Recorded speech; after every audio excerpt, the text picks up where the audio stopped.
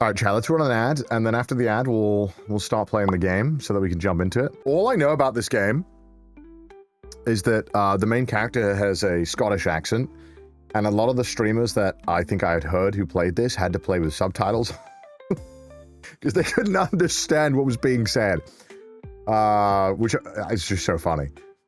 But I will have subtitles on anyway because I figured it would probably be best for the viewing experience of everyone. We'll just leave them on anyway. And then you can see if you understand what they're saying. I wonder why. I did some Scottish stuff recently for a project, and I can't talk about it much, but it was very interesting. I had to kind of like translate the script a bit into Scottish, not like Gaelic, like English Scottish. And then I was like, yeah, no. So half these words and letters, we don't need them. Yeah, take them out.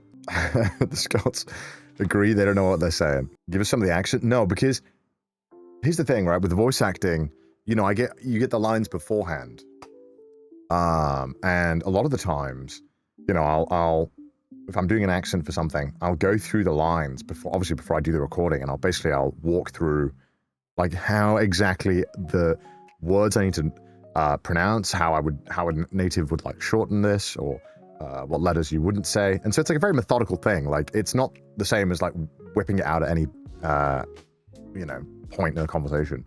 But, you know, it's the reason why I think it's way easier for me to do accents for games than it is for me to just whip it out on a whim, right? But I can, you know, a little bit.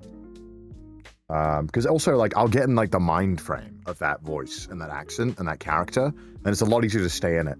But, you know, in real life, when you're kind of riffing, it's, you know, changing. Guys, your script is great, but it needs more mentions of haggis.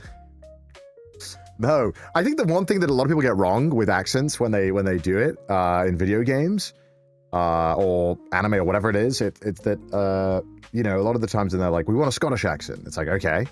And then they just kind of get something that generically sounds like Scottish to an American, but it's like, a lot of the times you need to like really lock in on an area and a dialect, and then like kind of really capture those mannerisms.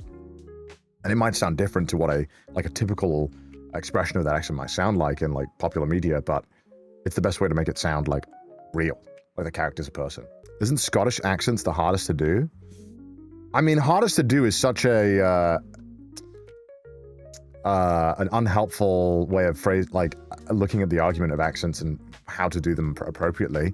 I think for everyone, it depends on what your natural accent is. If you're British, you'll have a lot easier time doing certain accents, just from the fact that, one, you're probably exposed to certain accents more, as opposed to, you know, if you're from America, you might not know how to do a Scandinavian accent very well if you've not interacted with it a bunch, or the natural placement of your tongue might be quite different. So it really just depends, you know, there's a lot of factors. Groundskeeper Willie seems to be the default when people think Scottish.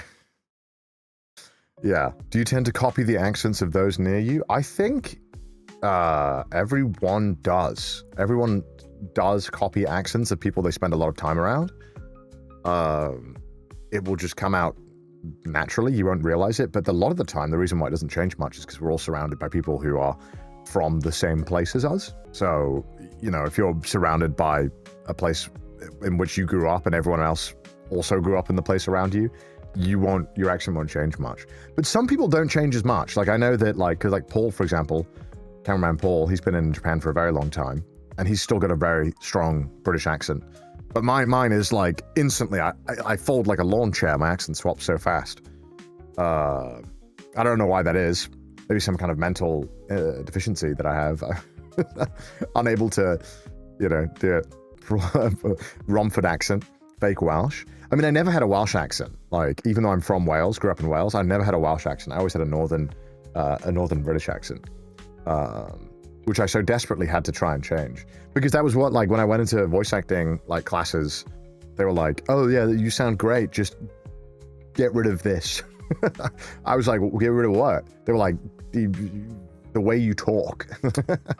Change it. Make it sound good. No, they didn't do that. But it was a case where, for a lot of work, if you if you wanted to get a lot of work, you had to speak like a very particular type of British way that was like fully enunciated.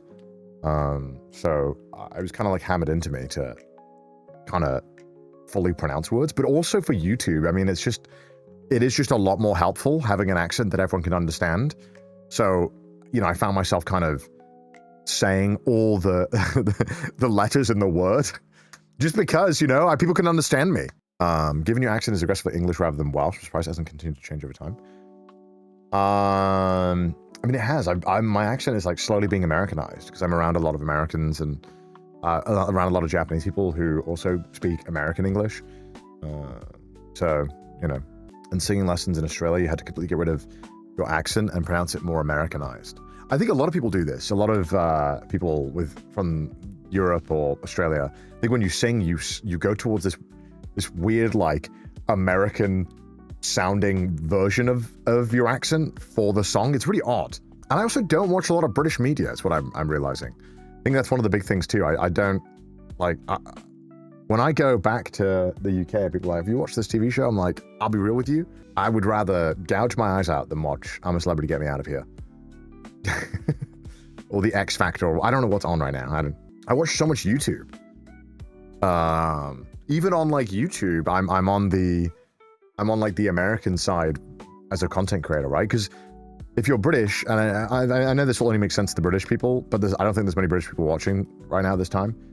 But like there is a distinct British YouTube that's very different, and I'm very much like in the like American sphere of YouTube and streaming and whatnot. I'm like that fun little token British guy. I'm like, what's up, guys? Sorry, what's up, guys? Day in the life of a true Brexit geezer. True. Can you do an Australian accent yet? Oh, yeah, mate. Oh, fucking yeah, mate. Give me my budding snag, mate. Sorry, there's so many Australians watching, because I feel like I mostly have Australians who watch right now. So, I'm so sorry. I have the Bunning snag, man. Come on. That's bonus points. Surely. 1 point for the Bunnings. Thank you. Come on, man. Don't do that again, please. Sorry, Greyhound. Sorry, Greg. Sorry, Greyhound. Sorry, Greg. So sorry.